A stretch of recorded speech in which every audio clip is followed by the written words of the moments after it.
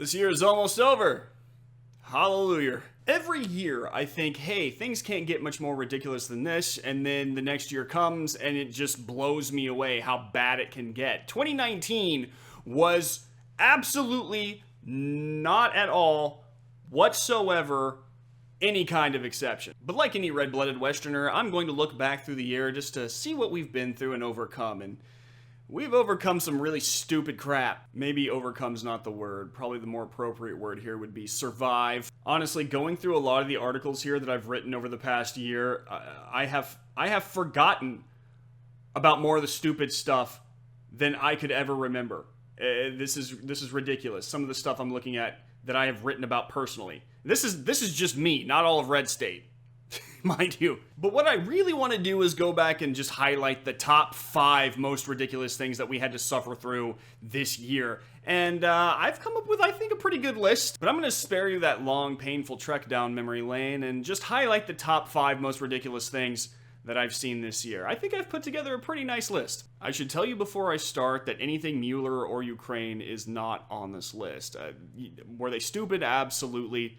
But I'm so sick and tired of hearing about them, and to be honest with you, Democrats playing crap politics is just what Democrats do. It's idiotic, it's stupid, but I'm so used to it by now. But let's just dive in right now. Top 5 most idiotic things from 2019. As time goes on, the Church of Climate Change just gets more and more dumb for me. And I say the Church of Climate Change because climate change activists really remind me more of religious zealots than they do concerned environmentalists. It always struck me as strange that a bunch of people who are saying that the scientific debate is over are so concerned with the scientific method. They want to rely on science, but tell us that we can't look into science. That makes no sense whatsoever. Plus, if you peel back the flowery language and bad science, and not to mention no shortage of media hype, what you're left with is a bunch of hypocrisy and Marxist political agendas. You think the Green New Deal is going to save the planet? No, it's just there to introduce socialism into the United States. And that's not really me saying that. And while these celebrities and politicians and activists in the media and whatnot lecture us about how horrible we are for using plastic straws, they're busy emitting 10,000 times more CO2 into the air strictly by their travel habits alone. They're flying off into foreign countries to gather together to talk about how we can reduce CO2 emissions, and it's like, well, I have an idea. Why don't you Skype in? I don't know. But this year they were way more insufferable than usual because this year they created Greta Thunberg.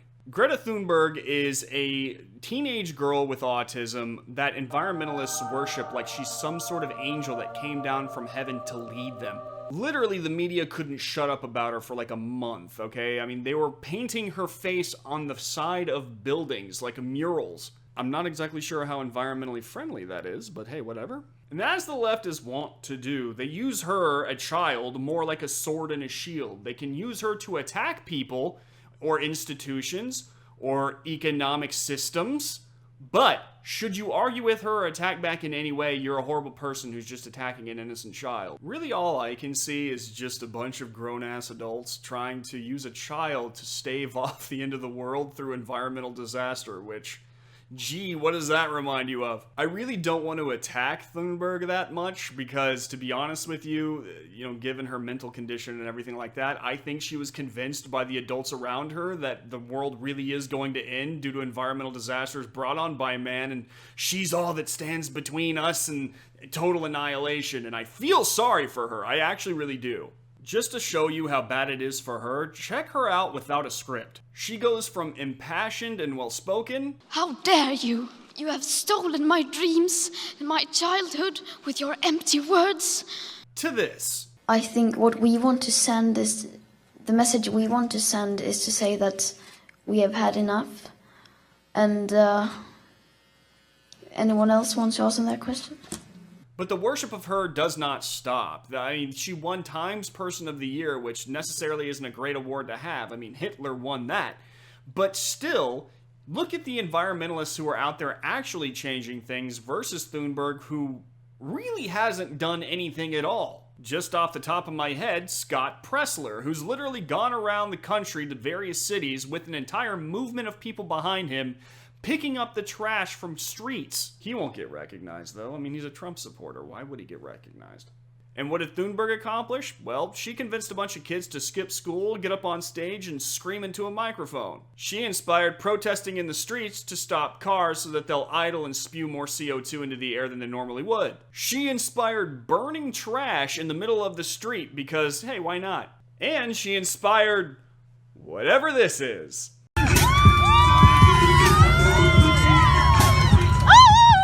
We're gonna save the planet by twerking and littering. Get on board. I hate it. I hate it. I hate everything about it. You think Trump derangement syndrome doesn't exist, but I say it do. And nothing says it more than the story of this goodish boy. Oh, I was talking about you. You are a goodish boy. You are. Yeah, you are. This is Conan. He cornered the ISIS leader Abu Bakr al-Baghdadi.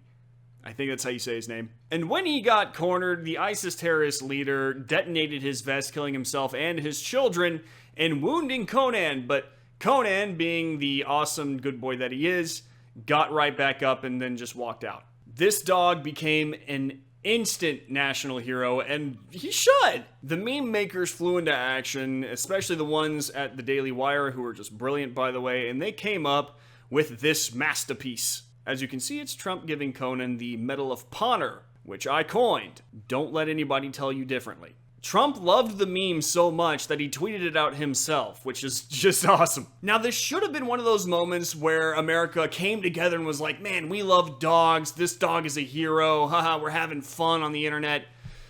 But no. The blue checks on Twitter lost their minds. Jim Acosta decided he was going to do some investigative journalism and find out whether or not the dog was actually there. Because, you know, it's not obvious that this isn't a Photoshop or anything. The New York Times decided to contact the guy in the photo who was Photoshopped over and ask him whether or not he liked being replaced with a dog. Funny enough, he didn't care. Honestly, if a Photoshop picture of a dog being rewarded a medal is enough to trigger you, then, I mean, you gotta take a step back and look at your life, man.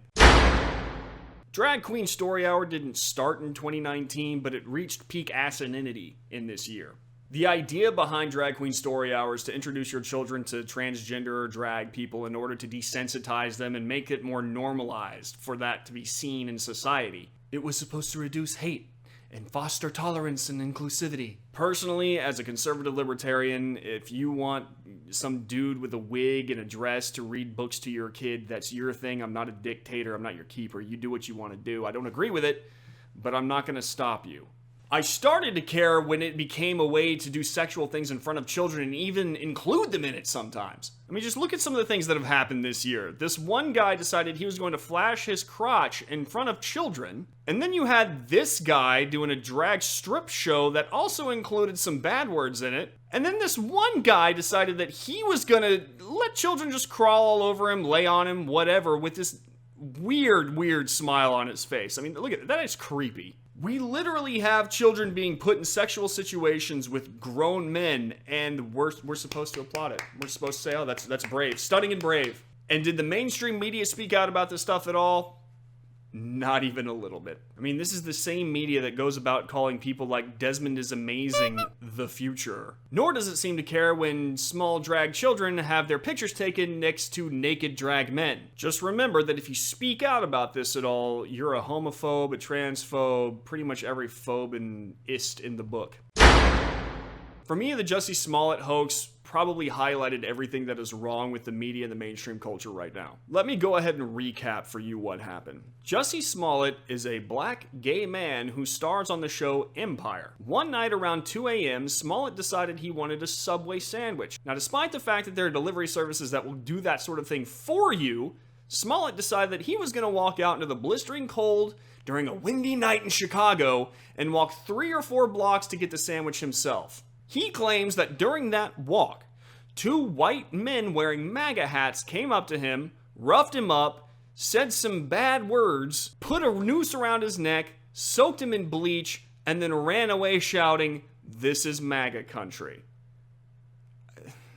Okay. Now, without waiting for proof, the mainstream media lost its mind. Don't care about kids on drag queens. This is what's important. Media reporters and celebrities immediately just jumped on the story. They were talking about how horrible Trump's America is. They had a hashtag called Justice for Jussie. And the left absolutely loved it, man. They had their smoking gun now. Here's proof that Trump causes all this racism and bigotry in America. And, if they had an internet platform, they were on there virtue signaling like crazy. And then some weird things started happening. The police said that there was no footage of two white men in MAGA hats approaching Jussie at all. And Jussie came back by saying, oh, well, that's just because they approached me where there was no camera coverage. On the street that Jussie was walking down, there are cameras pointed everywhere except for this one spot. And these two dudes just so happened to know where that spot was.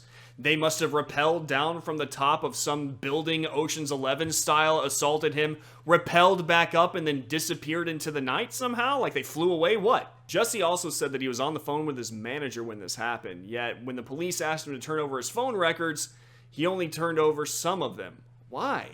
But it really all came to a screeching halt when police told Jussie that they had two people in custody who they think were involved in the assault. Jussie was ready to go down to the station to identify these two white guys and send them away. However, when he got there, he realized the two guys that police had captured were the Nigerian brothers he himself had hired to carry out the assault. Let me be clear here. What Jussie Smollett was going to do was allow two white men to go to prison for no reason, but instead ran away when he learned that they actually caught the two guys he paid to do it. Despite all of this, Smollett swears up and down that he's telling the truth. The most disgusting thing about this entire story to me is that these celebrities and activists and politicians and whatnot, they wanted this story to be true so badly that they didn't even stop to look into whether or not it was true. They just automatically assumed that it was and started to soapbox it up, baby. Smollett's lie should have been one of those times where we stop and realize, oh hey, at least America is not this bad. All the stuff that we've thought and come to believe isn't actually true, thank God. But no, people wanted this to be a horrible country filled with racism, bigotry, and what have you. Nothing highlighted to me the depravity of the left, like the Jussie Smollett story. How is she a thing? Alexandria Ocasio-Cortez was supposed to be the future of the Democratic Party. Everybody on the left loved her. She could gin up a mob like nobody's business. She had the adoration of the youth. In fact, she had them so energized that she actually managed to convince a bunch of Democrats to back one of the dumbest pieces of legislation I have ever seen, called the Green New Deal. So impressed were the Democrats with everything that AOC was that even the 2020 Democrats started modeling their policy positions and methods after AOC, especially people like Elizabeth Warren. But now time has passed, and I'm just gonna come flat out and say it. She's an idiot. I mean, look, here are some of AOC's greatest hits of 2019 alone.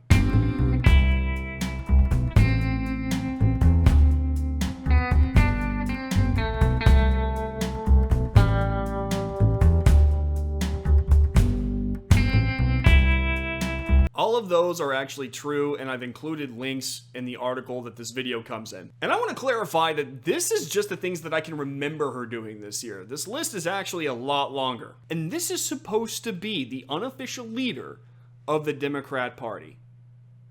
You guys are so screwed. AOC is the definition, the poster child of how ridiculous the Democrat Party is and how ridiculous it's yet to become. She's like the ghost of past, present, and future stupidity. Not much else I can say about that. But anyway, that was my top 5 of the year. What's yours? Let me know in the comments section down below. Be sure to continue to read our amazing articles at redstate.com, and I will see you guys next year.